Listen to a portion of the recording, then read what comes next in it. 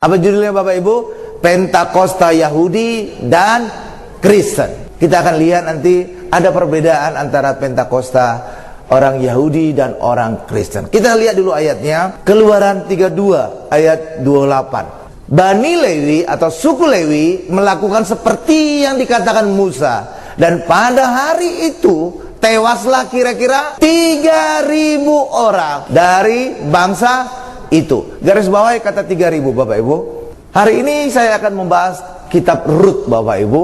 Kitab Rut walaupun itu cuma hanya 4 pasal, kecil Bapak Ibu kitabnya, tetapi inilah kitab yang dibaca oleh orang Yahudi setiap Pentakosta. Setiap hari Pentakosta mereka membaca seluruh pasalnya, 4 pasal ini, kitab Rut. Dan memang peristiwanya juga berkisar pada saat Rut kembali bersama dengan Naomi. Jadi semula Naomi pergi meninggalkan Bethlehem. Ya, karena ada peristiwa kelaparan. Pergi bersama suaminya Elimelek dan 2 putra raja. Amin Bapak Ibu. Nah, pergi kemana? Ke Moab. Nah, di sana terjadi kematian. Jadi rencana mereka ingin menghindarkan kelaparan, takut mati karena kelaparan. Karena pada saat itu di Bethlehem itu terjadi kelaparan. Tetapi sebenarnya ironis. Kenapa? Bethlehem itu sendiri artinya apa? Rumah roti, tapi terjadi kelaparan. Aneh. Ibarat lumbung padi, tapi orang mati kelaparan. Kan aneh.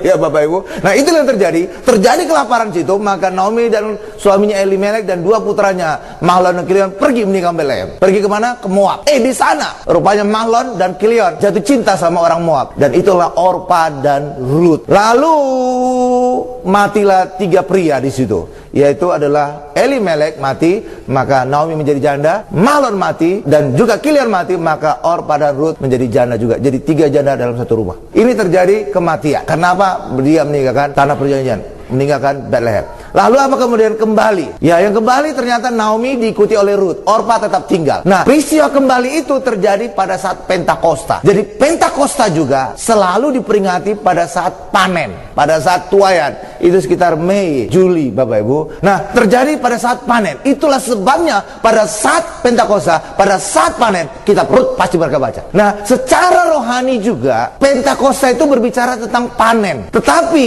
ada perbedaan antara Pentakosta orang Yahudi dengan Pentakosta Kristen. Pentakosta Yahudi panennya kematian. Dan itulah ada pada saat pertama kali Pentakosta orang Yahudi adalah pada saat turunnya hukum Taurat di Gunung Sinai. Sedangkan Pentakosta pertama kali orang Kristen di Gunung Sion pada saat turunnya Roh Kudus. Dan ketika itu terjadi, Pentakosta terjadi panen. Tapi pada saat Pentakosta Yahudi, panennya kematian. Kenapa panennya kematian? Karena pelanggaran orang Yahudi. Itulah yang tadi ayat kita baca Bapak Ibu. Jadi pada saat itu, turun hukum Taurat di Gunung Sinai. Ternyata bangsa Israel melanggar hukum pertama. Apa hukum pertama? Jangan ada ilah lain di hadapan Allah. Ternyata mereka buat ilah lain. Patung lembu emas. Itulah sebabnya ketika Musa turun membawa 2 loh batu, dia lempar. Terus ke bawah, nggak tahu ada yang kena atau nggak itu, ada yang pecah kepala nggak itu, lihat Bapak Ibu. Tapi yang jelas 2 loh batu itu pecah. Bukan hanya itu, kemudian tiba di bawah, lalu Musa kemudian menyuruh giling patung lembu emas ya Bapak Ibu, disuruh giling,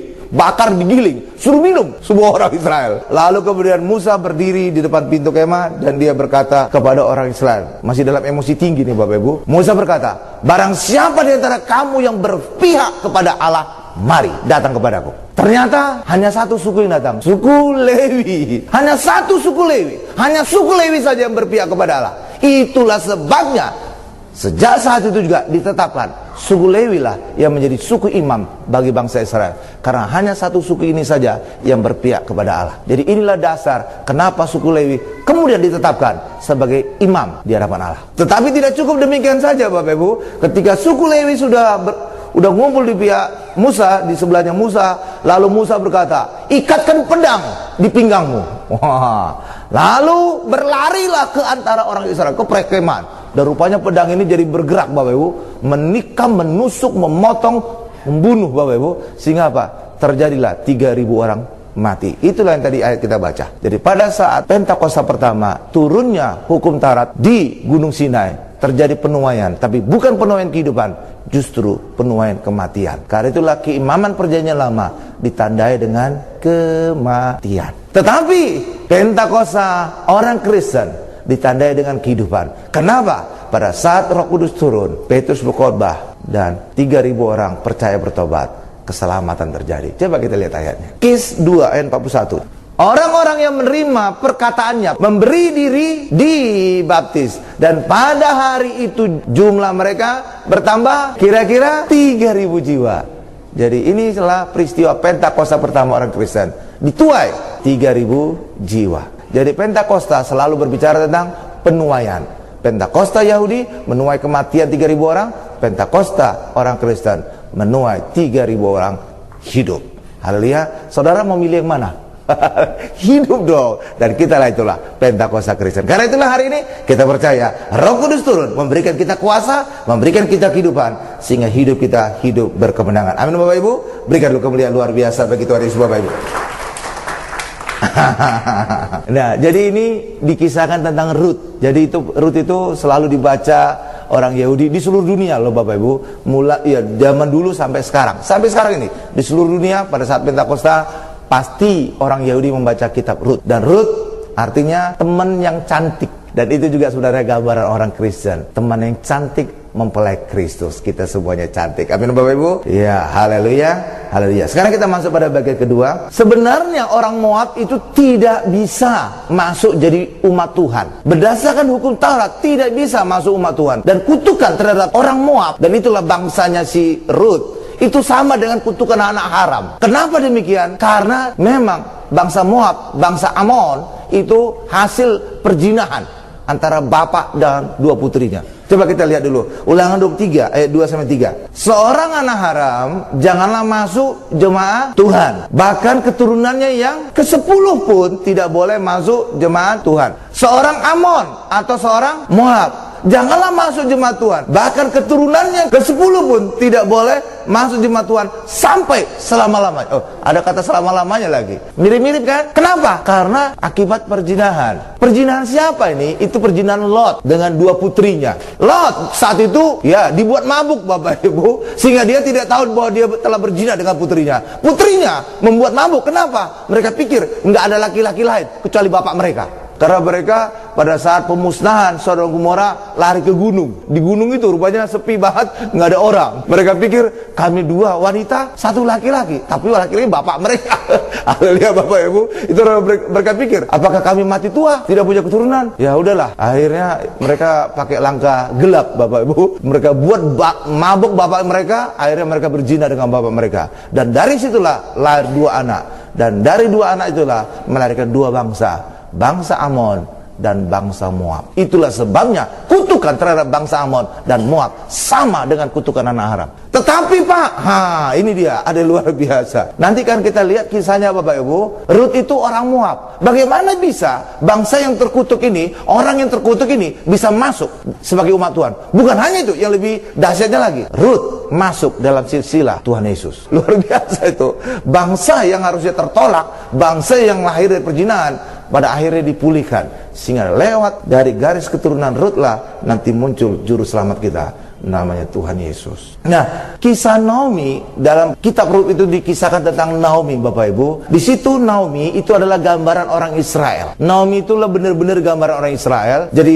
pada saat Naomi meninggalkan tanah perjanjian, itu adalah Bethlehem, pindah ke Moab, itu terjadi kematian Bapak Ibu, terjadi kutuk. Semua laki-laki mati. Elimelek suaminya Naomi mati, Mahlon dan Kilion suami dari Orpa dan Rut mati Bapak Ibu. Sebenarnya apa yang terjadi pada keluarga dari Naomi itu juga terjadi pada bangsa Israel. Pada saat bangsa Israel mengalami diaspora, kenapa mereka mengalami diaspora? Itu terjadi pada tahun 70. Pada saat itu Jenderal Titus dari Roma membakar Bait Allah dan menganiaya orang Yahudi. Mereka diperbudak, mereka dibunuh, mereka pokoknya akibat penganiayaan ini, maka orang Israel terdiaspora ke seluruh dunia, termasuk di Indonesia. Saya baca di internet ada berita mengejutkan. Ternyata Ahmad Dhani itu ada darah Yahudinya yang rada ngaco-ngaco itu.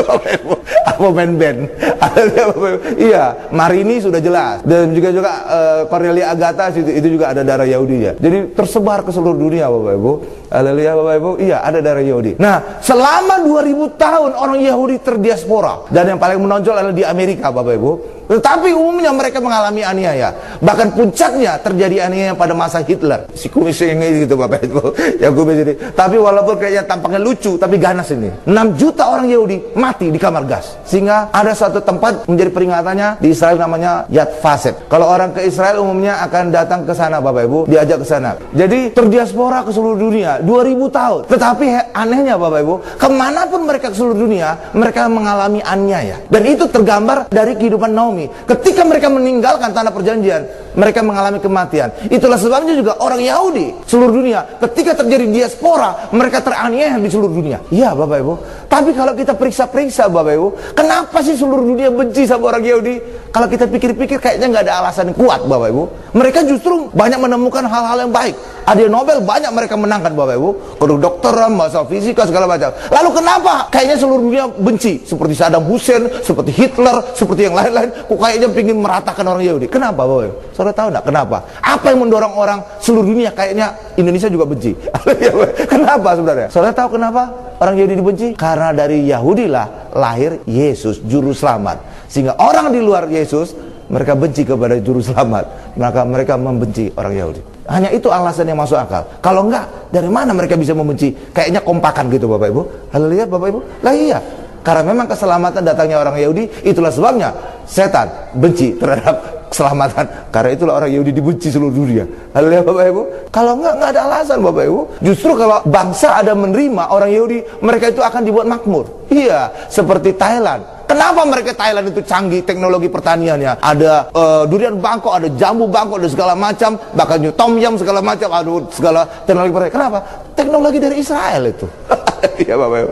Mereka ngaku Israel dibantu teknologi pertaniannya. Singapura juga sama, mengaku Israel dibantu teknologi keuangannya. Makanya mantap keuangannya Singapura. Tapi kenapa benci?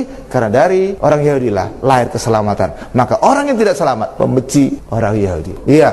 Itulah sebabnya bangsa Yahudi seluruh dunia dianiaya. Karena itulah mereka kemudian sadar, oh ternyata ketika kami keluar dari tanah perjanjian, kita teraniaya. Mari kita kembali sama-sama. Maka kembalilah mereka ke Israel. Dan itu puncaknya pada tahun 1948 mereka memproklamirkan kemerdekaan negara Israel. 1948. Dan pada tahun 1967 mereka berhasil merebut kembali Yerusalem. Setelah perang 6 hari, namanya perang Yom Kippur. Jadi karena itulah orang Israel ketika mereka di luar dari tanah perjanjian mereka teraniaya, maka mereka kembali ke tempat asal mereka di Israel sana, dan disitulah kemudian diberkati. Hal yang sama juga terjadi pada kisah Rut. Ketika Naomi dan Rut kembali dari Moab, kembali ke Bethlehem, disitulah terjadi berkat, disitulah terjadi anugerah, disitulah terjadi pemulihan. Dan itu juga kisah tentang anugerah. Rut yang bangsa Moab, bangsa terkutuk, bangsa yang tidak boleh masuk umat Tuhan, akhirnya bisa mengalami menjadi umat Tuhan, bahkan menjadi silsilah Yesus, bagian dari silsilah Yesus karena anugerah. Hal yang sama juga di dalam kehidupan kita. Kita sebenarnya bukan orang Yahudi, kita seperti orang Moab, seperti Rut Bapak Ibu, orang yang gelap, tapi kita mengalami anugerah sehingga kita juga bagian dari warga kerajaan surga. Ayo Bapak Ibu, coba kita lihat Rut itu dari bangsa yang tertolak, bangsa Moab, itu menjadi masuk dalam silsilah Yesus. Matius 1 ayat 5-6. Salomo memperanakan Boas dari Rahab. Boas memperanakan Obed dari Rut. Obed memperanakan Isai. Isai memperanakan Raja Daud memperanakan Salomo dari istri Uria. Nah, saudara tahu selanjutnya, endingnya ini adalah Yesus lahir dari Maria, keturunan Daud. Benar Bapak Ibu? Men, saudara lihat itu? Rut masuk dalam silsilah Yesus. Padahal Rut adalah orang Moab yang tertolak. Tadi saudara sudah baca ayatnya, kita sudah baca tadi di dalam ulangan. Tapi lihat, lewat anugerah, Rut akhirnya masuk silsilah kerajaan surga. Hal yang sama kita alami. Kita bukan orang Yahudi, kita seperti orang Moab, kita seperti Rut, tapi karena anugerah Yesus, kita akhirnya menjadi warga kerajaan surga. Amin. Berikan kemuliaan luar biasa bagi Tuhan Yesus Bapak Ibu. Sekarang kita masuk pada bagian ketiga. Banyak orang Kristen tidak percaya tubuh Yesus Bapak Ibu.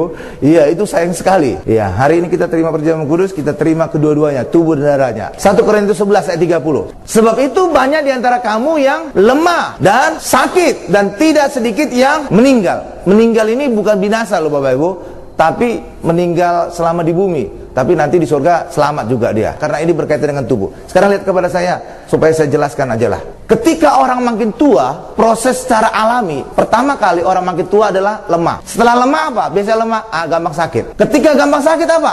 Nggak lama kemudian tit, gitu Bapak Ibu. Setuju ya? Jadi lemah, sakit, dan tit, meninggal. Game over. Jadi ini sebenarnya proses alami. Jadi apa yang dikatakan ayat tadi, itu proses alami. Dan proses alami ini dialami oleh orang yang tidak percaya tubuh Yesus. Tetapi ketika saudara percaya tubuh Yesus, maka proses alami ini diatasi oleh tubuh Yesus. Itulah sebabnya ketika saudara percaya tubuh Yesus, maka saudara tidak lemah, menjadi kuat. Ketika saudara terima perjamuan kudus, saudara juga menjadi sehat, diatasi proses alami itu dia. Lalu kemudian saudara nggak mati muda, tapi mati tua, panjang umur. Itulah sebabnya ketika orang percaya tubuh Yesus, maka proses alami ini tidak dialami, tapi kita atasi semuanya. Saudara tidak lagi lemah, tapi saudara kuat. Saudara tidak lagi sakit-sakitan, saudara sehat. Saudara tidak lagi mati muda, tapi saudara panjang umur. Dan saudara bisa alami ini kalau saudara terima tubuh Yesus. Karena tubuh Yesuslah yang mengatasi proses alami ini. Tapi sayangnya nggak semua orang Kristen percaya ini. Tapi kalau percaya darah Yesus, siapapun saudara, dimanapun saudara tanya orang Kristen, mereka percaya darah Yesus. Dan darah Yesuslah yang menjamin kehidupan yang kekal. Jadi harusnya semua orang Kristen menerima kedua-duanya, tubuh dan darah Yesus, tubuh dan darah Yesus, tubuh dan darah Yesus. Supaya apa? Supaya selain mereka hidup yang kuat, hidup yang sehat, panjang umur, mereka juga beroleh kehidupan yang kekal di surga. Jadi ketika Yesus memberikan tubuh dan darahnya, maka darah ini menjamin saudara kehidupan yang kekal. Sedangkan tubuh ini menjamin saudara hidup sempurna di bumi ini. Maka saudara harus terima, karena sekarang kita masih hidup di bumi. Karena itulah Bapak Ibu, Yesus dikatakan, Yesus lahir menjadi daging. Ketika Yesus lahir menjadi daging Yesus sempurna atau tidak? Sempurna. Itulah sebabnya ketika saudara terima daging Yesus, tubuh Yesus, maka tubuh saudara menjadi sempurna. Karena itulah saudara sehat, kuat, dan panjang umur. Tapi ketika saudara terima darah Yesus, saudara beroleh nyawa Yesus kekal, maka saudara akan beroleh kehidupan kekal. Harus saudara terima dua-duanya supaya saudara dapat beroleh kehidupan kekal, dan juga di bumi saudara peroleh tubuh yang sempurna dari Yesus. Tapi nggak semua orang Kristen percaya dua-duanya. Apa Pak buktinya Pak? Buktinya gini, semua orang Kristen pasti percaya darah Yesus. Dimanapun saudara tanya pasti percaya darah Yesus. Tapi tidak semua orang percaya tubuh Yesus. Buktinya apa? Mereka pergi ke dukun, mereka pergi ke Gunung Kawi. Tapi kalau masalah darah Yesus, tidak ada orang yang pergi ke Gunung Kawi nyari darah Yesus. Nggak ada orang pergi ke dukun nyari darah Yesus. Benar Bapak Ibu? Nggak ada kan? Nggak ada kan? Artinya apa? Darah Yesus mutlak dipercaya oleh semua orang Kristen. Tapi kalau tubuh Yesus, nggak semua orang mutlak. Itulah sebabnya semua orang Kristen pasti selamat. Kenapa? Mereka terima nyawa yang kekal dari Yesus. Tapi tidak semua orang Kristen sehat, kuat, dan panjang umur. Kenapa? Karena tidak semua orang Kristen percaya tubuh Yesus yang sempurna ini. Karena itulah kalau saudara ingin hidup sempurna di bumi ini, terima tubuh Yesus. Dan juga kalau ingin panjang umur, beroleh kehidupan kekal, saudara terima darah Yesus. Maka kita hidup di bumi seperti surga, panjang umur, sehat, kuat, dan nanti ketika mati juga kita nanti bersama-sama di kerajaan surga. Dan Bapak Ibu, berikan lu kemuliaan luar biasa bagi Tuhan Yesus.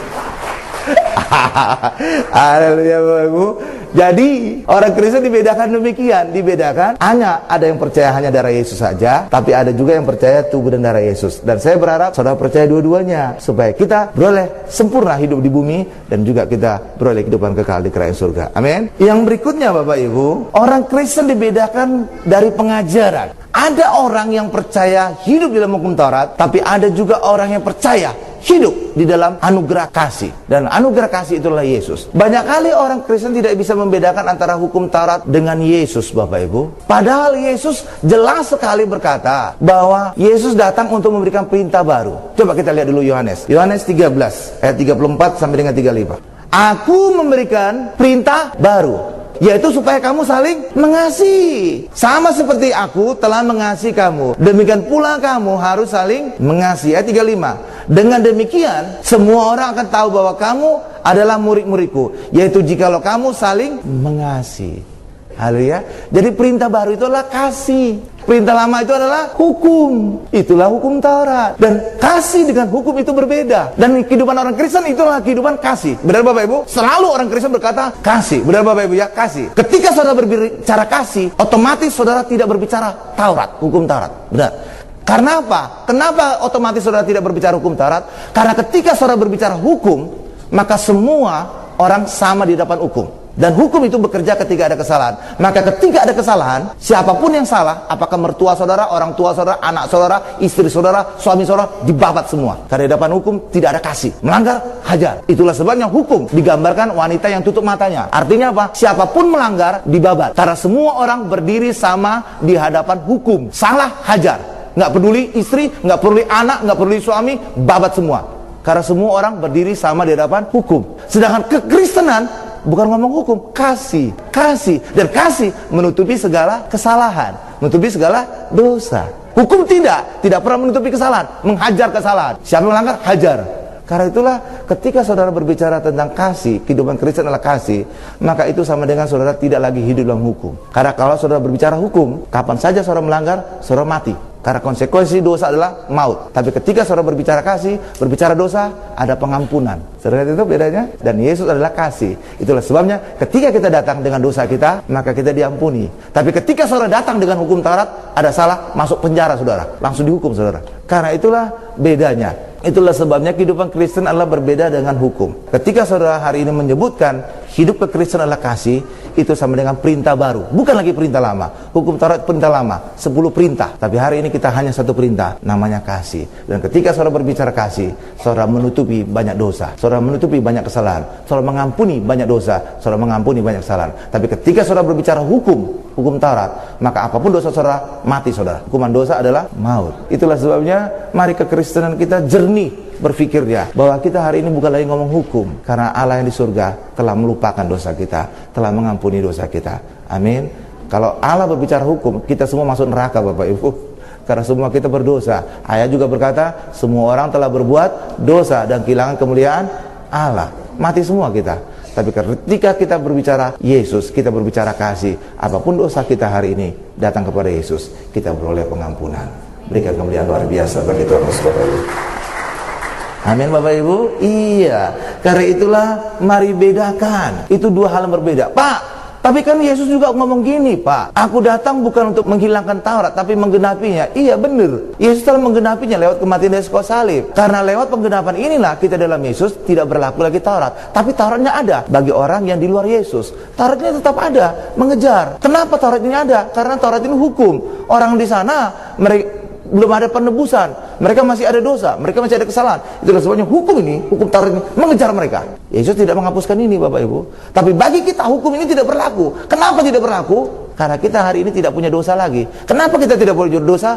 Yesus telah menebus semua dosa kita. Jadi walaupun hukum Taurat itu ada, dia tidak berlaku bagi kita, tapi berlaku bagi orang lain. Kenapa tidak berlaku bagi kita? Karena semua dosa kita telah dihapus oleh darah Yesus. Tapi orang di luar Yesus, mereka belum dihapus dosanya, maka Taurat ini tetap ada untuk mengejar mereka. Haleluya. Tapi bagi kita nggak berlaku. Kenapa? Kita nggak ada salah lagi. Apa yang dituntut, apa yang didakwa, apa yang dihakimi. Itulah sebabnya bagi kita hari ini, mari sadari, Yesus telah memberikan perintah baru. Perintah baru artinya yang lama sudah berlalu, yang baru muncul. Namanya perintah baru adalah kasih. Karena itulah kehidupan orang Kristen berbicara kasih. Berbicara kasih, dosa ditutupi, dosa diampuni. Berbicara hukum, dosa mendapatkan ganjaran kematian. Hari ini kita semua tidak mengalami ganjaran. Yesus telah menjalani semuanya, Yesus telah menanggung semuanya. Karena itulah hari ini kehidupan Kristen kita mengalami pengampunan dosa. Sehingga bagi kita hari ini segala dosa kita sudah dilupakan oleh Bapa yang di surga. Berikan sekali lagi kemuliaan paling dahsyat, luar biasa, paling luar biasa bagi Tuhan Yesus. Tundukkan kepala kita.